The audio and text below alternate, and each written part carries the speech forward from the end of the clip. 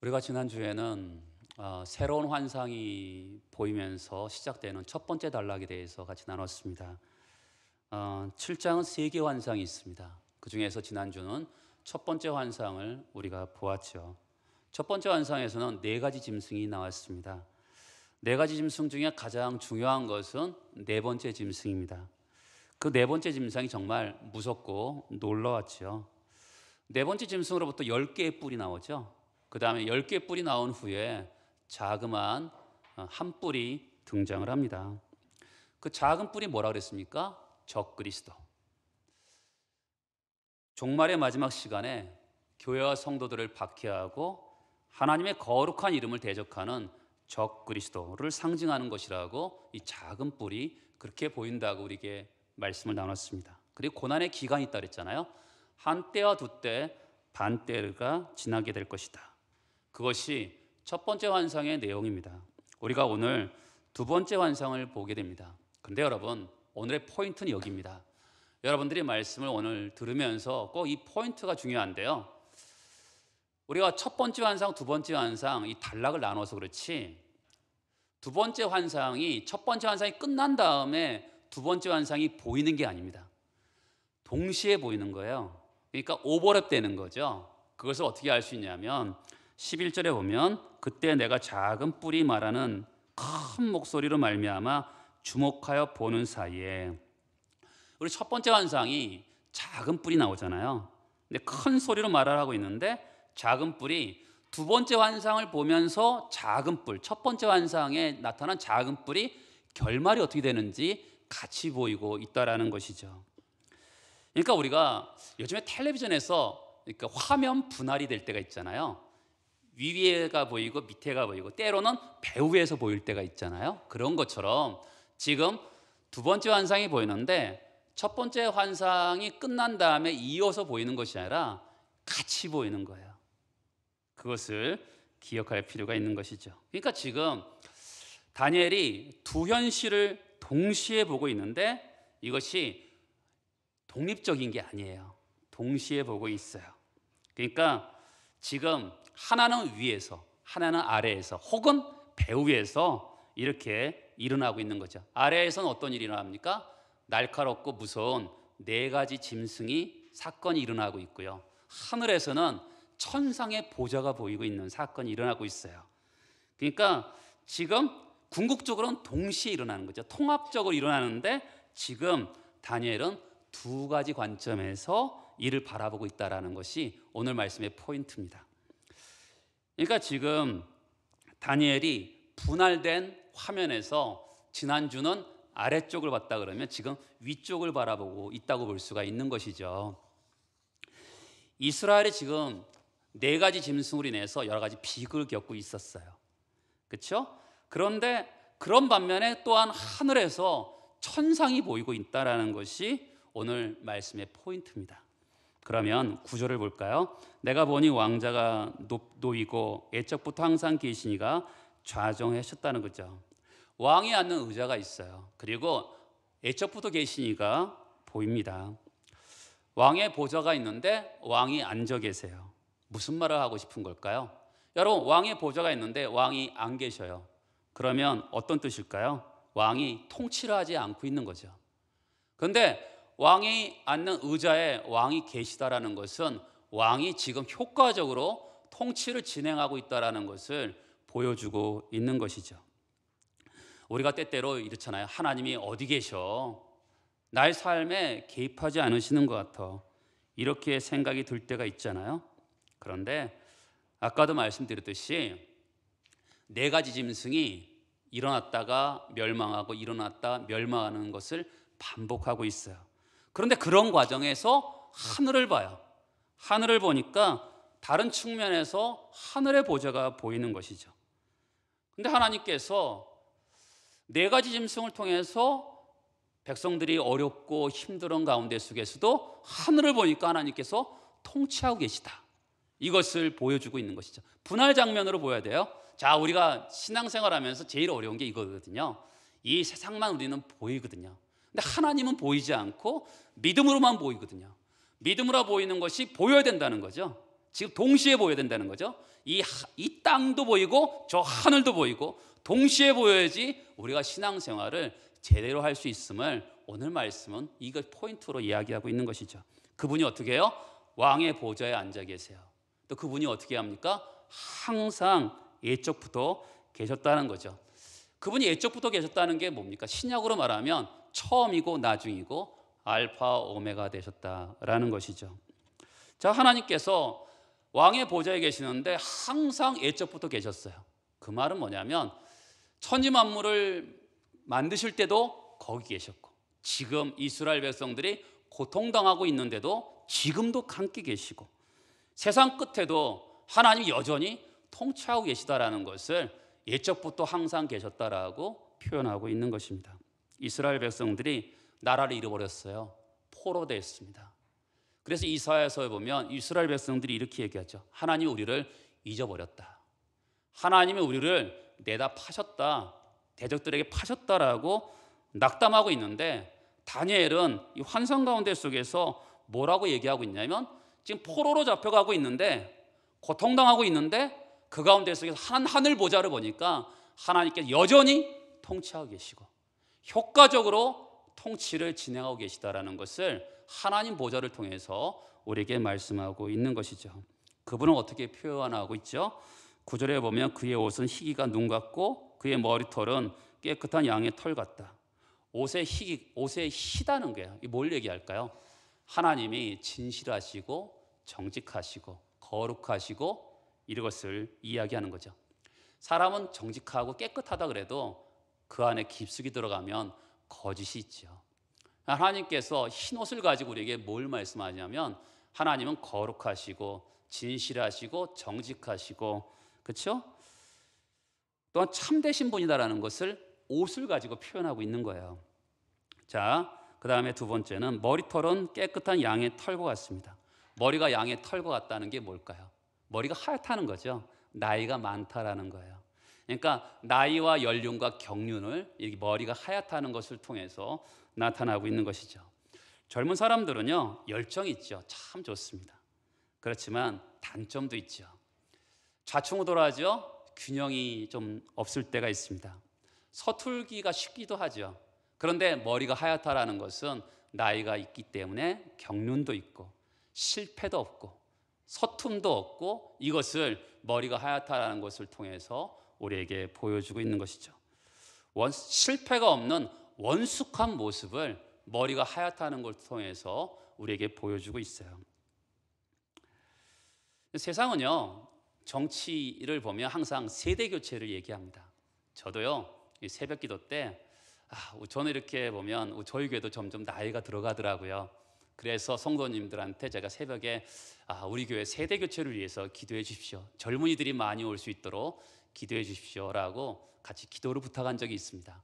그러다가 제가 기도 제목을 바꿨어요. 세대 교체 말고 세대 잇기, 세대를 잇게 해달라고, 그렇게 기도해달라고 제가 기도를 부탁한 적이 있습니다. 우리 교회를 이렇게 지켜온 분들이 눈물의 기도가 있고요. 그리고 그들의 경험과 경륜이 있습니다. 그렇죠? 그것을 이어가는 거죠. 그리고 뿐만 아니라 새로운 시대에 맞도록 세대 잇기를 하는 것이죠. 그렇죠? 우리가 지금까지 우리 교회가 있기까지 많은 사람들의 눈물과 헌신이 있는데 그것을 존중하고 받들고, 그러면서 새로운 시대에 맞춰서 이 세대 잇기를 해야 된다. 여러분 동의하시겠죠? 왕의 보좌에 있는 앉아 계신 분이 계십니다. 머리가 하얘요. 그분은 베테랑이시죠? 그렇죠? 완전함을 가지고 계신다. 그분이 지금 이 땅을 통치하고 계시다는 것을 보여주는 것이 두 번째 환상인 것이죠. 그분이 앉아있는 보좌를 뭐라고 표현하고 있습니까? 9절에 보면 그의 보좌는 불꽃이고 그의 바퀴는 타오르는 불이며 불이 강처럼 흘러 그의 앞에 나옵니다. 그분이 앉아있는 보좌가 뭐로 돼 있어요? 불로 돼 있죠. 근데 바퀴가요, 보좌에 바퀴가 있는데 그것도 불이 돼 있습니다. 그 앞에서 강처럼 불이 쏟아져 나오는 것이죠. 불을 3번이나 이야기하고 있습니다. 불은 뭘 상징할까요? 권세와 권능을 상징합니다. 이분이 결정하신 것은 누구도 바꿀 수 없다는 거죠. 누구도 그 결정을 거스를 수 없다라는 것을 이 불로써 표현하고 있어요. 근데 권세가 어디까지 미쳐요? 바퀴예요. 그렇죠? 바퀴를 가지고 모든 세상에 이 권세가 미치고 있음을 얘기하고 있는 것이죠. 그렇죠? 바퀴를 가지고 가는 거 아니겠습니까? 그 권세를, 불이 달린 바퀴가 모든 세상을 향해서 가기 때문에 하나님의 권세와 권능은 전 세계에 영향을 미치는 것이다, 이렇게 표현하고 있는 것입니다. 우리가 지난주에 네 번째 짐승 로마 제국에 대해서 배웠잖아요. 로마 제국은 짧게는 500년, 길게는 동로마 제국까지 치면 1500년을 다스립니다. 그러나 지금의 지도에서 보면 유럽의 한 부분만 다스렸죠. 미국 강력하죠. 그러나 미국도 전 세계를 다스리는 것이 아니라 어느 일부분만 다스립니다. 그러나 불이 달린, 그렇죠? 바퀴에 타오르는 불이 있는데 그 불로 인해서 바퀴가 움직이면서 하나님의 역사는 어떻게 해요?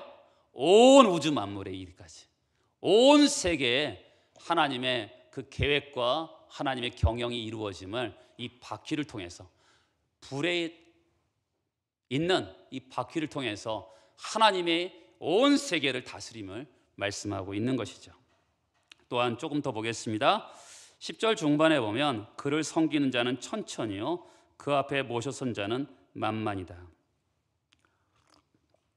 천천히고 만만. 여러분, 그 당시에 가장 큰 숫자는 천천히고 만만이에요. 그렇죠? 지금으로 말하면 어떻게 표현할까요? 하나님을 수종드는 자가 조고 어기고 경이다, 이렇게 표현하면 되겠죠. 그러면 왜 이렇게 주님 앞에 수종드는 자를 이렇게 천천히고 만만이다라는 표현을 썼을까요?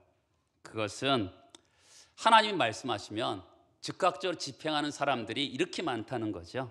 그렇죠? 하나님의 목적과 하나님의 계획이 즉각적으로 실행된다는 것을 천천히고 만만이다라는 표현을 가지고 하고 있는 것이죠.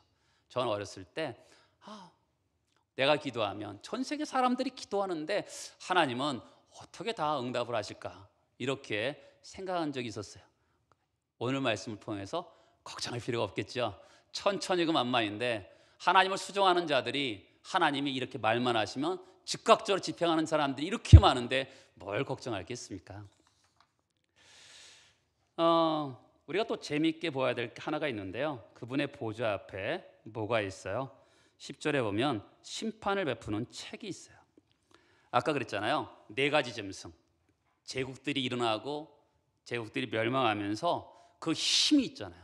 제국들이 힘에 의해서 온 세계를 지배하는 것 같은데 이 책이 있어요. 심판하는 책이 있어서 궁극적인 심판은 하나님이 하신다라는 것을 이렇게 표현하고 있는 거죠. 하나님의 보좌 앞에 하나님의 심판대에 책이 있어요. 성경은 이렇게 말하죠.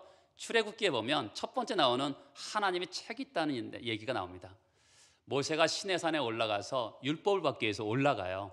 그때 이스라엘 백성들은 밑에서 뭘 하냐면 금송아지를 만들어서 섬깁니다. 하나님이 화가 나셨어요. 하나님 화가 나셔서 모세야, 내가 이스라엘 백성들은 쓸어버리고 너를 통해서 새로운 민족을 만들겠다, 이렇게 말씀하십니다. 그때 모세가 이렇게 얘기하죠.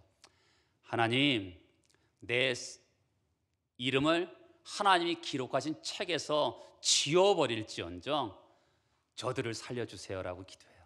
그러니까 여기서 보면 하나님의 목전에 책이 놓여있다라는 것을 알 수가 있죠. 또한 시편에 보면, 시편은 항상 이렇게 보면 대적들과 원수들을 만나서 굉장히 마음 아파하면서 하나님 하면서 탄식을 하는 탄식시가 있어요. 그 시편에 보면 그들을 생명책에서 지우사 의인들과 함께 기록되지 말게 하소서. 생명책이 있다는 거죠. 하나님의 생명책에서 저 원수들의 이름을 지워주세요라고 기도하였습니다. 하나님 앞에 사람의 이름에 생명이 기록되어 있는 생명책이 놓여있다는 거죠. 또한 구약 성경 제일 마지막 성경에 보면 말라기가 있거든요. 말라기 3장에 보면 여호와를 경외하는 자들이 말을 해요. 여호와께서 그것을 들으시고, 말을 하니까 들으신다 그러네요. 그리고 여호와를 경외하는 자와 그 이름을 존중히 여기는 자를 위하여 여호와 앞에 있는 기념책에 기록하셨느니라. 그러니까 하나님이 우리가 말하는 모든 것들을 기록하셨다고 이야기하고 있습니다. 우리 대화가 하나님이 기록하셨다는 거죠.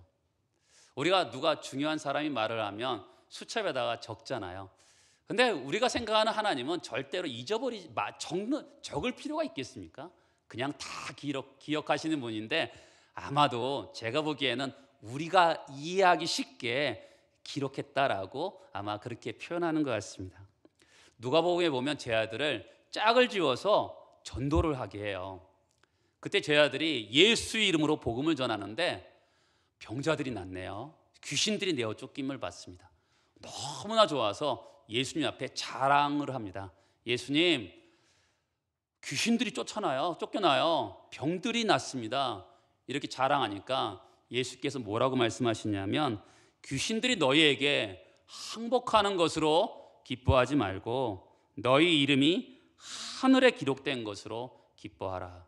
그러니까 우리 이름이 하늘에 기록되었다, 이렇게 말을 하고 있는 것이죠. 그다음 신약 성경의 맨 마지막 계시록 20장에 보면 선명하게 이런 표현을 합니다. 또 내가 보니 죽은 자들이 큰 자나 작은 자나 그 보좌 앞에 서 있는데 책들이 펴 있어요. 여러분, 책들 복수지요. 책들이 최소한 두 종류가 있다는 것을 알 수가 있습니다. 또 다른 책이 펴져 있습니다. 요한계시록에 책들 또 다른 책이 있네요. 그리고 12절에 보면 생명책이라, 죽은 자들이 자기 행위를 따라 책들에 기록된 대로 심판을 받는다. 누구든지 생명책에 기록되지 않은 자는 불못에 던져지리라. 생명책이 있고요, 또 다른 책이 있습니다. 우리들이 하나님의 마지막 심판에 대해서 말할 때마다 항상 강조하는 게 뭐냐면, 우리가 행한 대로 심판을 받는다는 것이죠. 우리의 행위? 이게 깜짝 놀라죠. 내가 행위대로 하면 나는 지옥 갈 자식인데 행위대로 심판받는다. 여러분, 두려움을 가질 필요가 없습니다. 우리가 행한 죄와 악, 하나님이 기뻐하시지 않는 모든 것을 예수 그리스도께서 보혈로, 그분의 십자가의 공로로, 대속의 은혜로 우리를 어떻게 하셨습니까? 씻으시고 덮으시고 가리시죠. 참된 용서가 예수를 믿는 자에게 이루어집니다. 행한 대로 심판한다, 진실한 성도를 심판한다 할 때 뭘 말하는 것일까요? 우리가 행한 선한 것들을 하나님께서 땅에 떨어지지 않도록 기록하신다라는 것이죠. 여러분, 저는 어렸을 때 성경에 책이 있다 그래서, 천국에 책이 있다 그래갖고, 뭐 책을 도대체 하나님이 어떻게 하실까, 이런 질문을 한 적이 있어요. 도서관에 가면 책들을 막 찾는데 그렇게 찾으실까? 이런 생각을 어렸을 때 한 적이 있습니다. 근데 요즘에는 걱정을 하지 않아요. 왜 그럴까요? 컴퓨터 칩에서 수많은 책들이 들어가는 걸 보면서, 제가 괜한 걱정을 했구나. 뭐 책들이 뭐 필요하겠어. 하나님이 칩 하나 하면 되는데 온 세계의 수많은 인구에 대해서 모든 것들이 거기에 기록되는데 내가 뭐 걱정할 게 있나, 이런 생각을 해봤습니다. 맞죠? 여러분, 우리가 인생을 살아가면서 우리 그런 생각이 들 때가 있어요. 도대체 내가 선을 행하고 믿음으로 사는 게 무슨 의미가 있나? 누가 알아주지? 내가 그렇게 착한 일을 하고 선하게 하나님을 위해 산다고, 믿음으로 산다고 이 세상이 바뀌나? 이런 생각이 들 때가 있습니다. 그러나 여러분, 아까 그랬잖아요.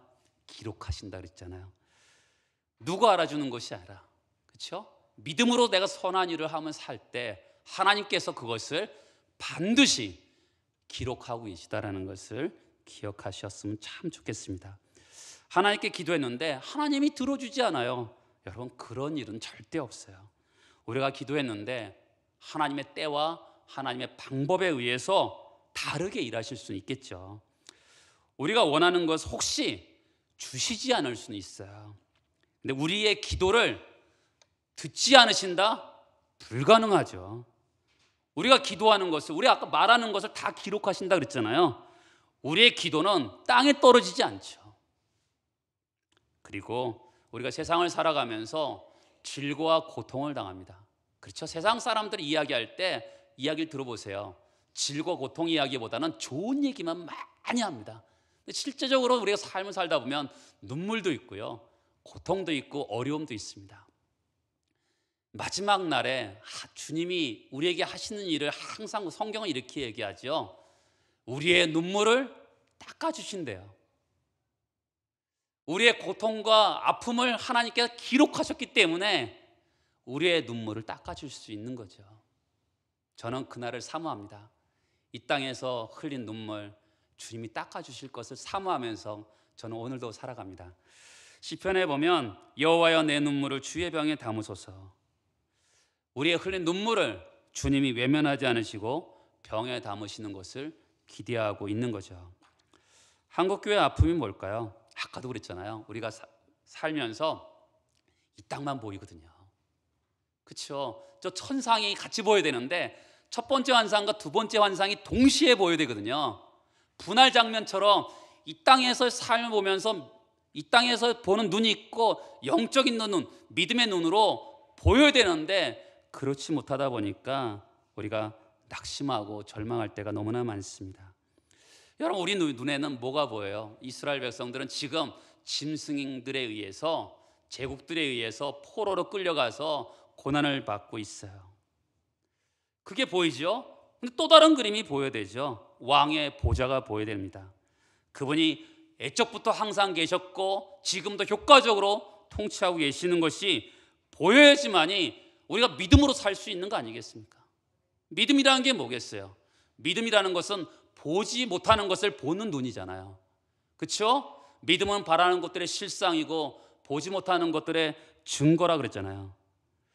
눈에 보이는 것만 보고 살면 우리는 이 세상 사람처럼 똑같이 살 수밖에 없어요. 다니엘은 지금 우리가 보는 다니엘은 믿음으로 살잖아요. 하나님이 없는 세상에서 하나님이 있는 것처럼 세상 사람들에게 하나님이 살아계심을 보여주며 살잖아요. 왜 그렇게 했어요? 이 세상을 바라보기도 하지만 저 천상을, 왕의 보좌가 보이는 것을 바라보면서 살았기 때문에 이 세상과 다르게 사는 거죠. 여러분 따라해서 해보시겠어요? 다른 삶. 기독교는요, 윤리적으로 도덕적으로 사는 종교가 아니에요. 이 세상과 다르게 사는 거죠. 그렇죠? 그게 기독교예요. 종종 기독교를 처음에 우리 아버지가 저를 교회 보내실 때 그래, 교회 다니면 착하게 살 거야, 그렇게 보내셨어요. 저 그렇게 보내셨어요. 우리 아버지 교회도 안 다니시는데 나 그렇게 보내셨어요. 그래, 가면 좋은 말 들을까. 그러나 제가 성경을 보고 신앙생활 하면서 기독교는요, 도덕적이고 윤리적은 맞죠. 그러나 기독교는 도덕적인 윤리적인 삶을 벗어나는 종교예요. 더 너무 상회 종교죠. 이 세상과 다른 삶을 사는 것이 바로 기독교인 것이죠. 이 세상 사람들은요, 사람들이 나를 어떻게 볼까, 내가 사람들에게 어떻게 드러나는가, 그것에 관심을 갖고 삽니다. 그런데 우리는 하나님의 심판대 앞에 섰을 때요, 우리의 행동은 그것만 보시겠습니까? 우리의 말, 아까 그랬죠, 말을 기록한다 그랬잖아요. 그리고 우리의 마음과 생각, 우리의 성품, 인격까지도 그분 앞에 발가벗긴 것처럼 다 드러나게 돼 있어요. 사람들은요, 내가 어쩔 수 없어서 그랬어, 이렇게 합리화하지만 하나님 앞에서는 절대로 합리화가 되지 않아요. 하나님 앞에서는 다 드러나는 거죠. 우리의 생각, 우리의 마음, 우리의 말, 우리의 행동까지도 다 드러나는 것입니다. 하나님이 그것을 가지고 평가하시는 거죠. 세상 사람들은 우리는 세상은 저 사람들이 나를 어떻게 봐볼까라고 평가를 하지만 우리는 세상 사람들의 평가로 우리의 기준을 삼는 게 아니라 하나님이 나를 어떻게 보시는가, 하나님 말씀이 나를 어떻게 보는가, 그것이 우리의 평가 기준이죠.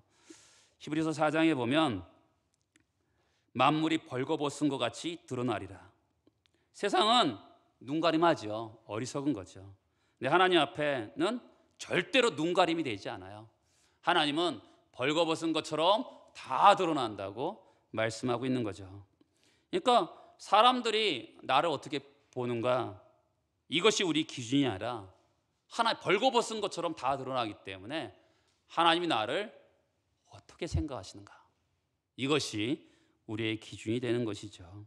그렇기 때문에 우리가 선을 행하다가 낙심하지 않고 소극적으로 살지 않고 적극적으로 선을 행하면서 사는 것이죠.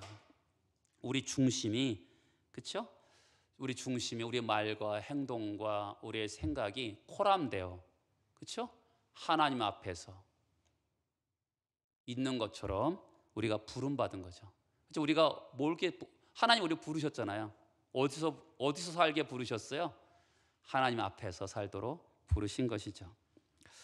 믿음의 방식으로 우리는 사는 것입니다. 그리고 이제 하나님의 보좌가 보여요. 그 다음에 또 어떤 일이 있습니까? 11절을 같이 한번 읽어볼까요? 그때 내가 작은 뿔이 말하는 큰 목소리로 말미암아 주목하여 보는 사이에 짐승이 죽임을 당하고 그의 시체가 상한 바 되어 타오르는 물에 던져졌으며. 작은 뿔이 큰 소리로 말을 하네요. 뭐라고 얘기했겠어요? 하나님을 대적하는 소리를 했겠죠. 예수 믿는 사람들을 핍박하고 박해했겠죠. 그런데 놀라운 일이 발생했네요. 이 작은 뿔이 죽어버려요. 근데 여러분 11절에 잘 보면 뭐가 등장하지 않냐면 전쟁이 등장하지 않아요. 싸움도 등장하지 않아요. 그냥 요한계시로 보면 핍박받는 성도들이 하나님 어느 때입니까? 라고 부르짖습니다. 우리가 신앙생활하다 보면 한 때가 지났습니다. 하나님 두 때를 더 기다려야 되나요? 할 때 하나님께서 반때가 되기 전에 하나님 개입하셔서 우리로 하여금 승리하게 하시는 것이죠. 그렇죠? 갑자기, 그렇죠? 전쟁도 일어나지 않는데 갑자기 작은 뿔이 죽어버리네요. 이것이 성경이 말하는 마지막 그림입니다. 부활장에 보면, 고린도전서 15장에 보면 부활의 순간에 순식간에, 이 순식간이라는 것은 눈 깜짝할 사이거든요. 부활에 있다는 거죠. 우리가 눈 깜짝하는 거 어쩔 때 의식할 때 있지만 대부분 의식할 수 없잖아요. 근데 눈 깜짝할 사이에 짧은 시간에 주님이 오신다는 것입니다. 이 세상을 살아가는 동안 우리가 붙들어야 될 게 뭘까요?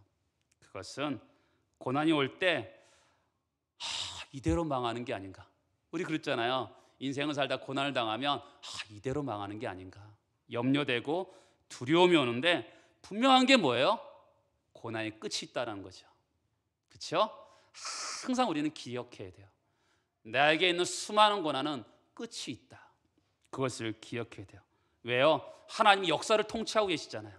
왕의 보좌에 애적부터 계신 그분이 계세요. 그분이 우리 눈앞에 일어나는 일을 기억하시고 반드시 때가 되면 그분이 개입하시는 것이죠.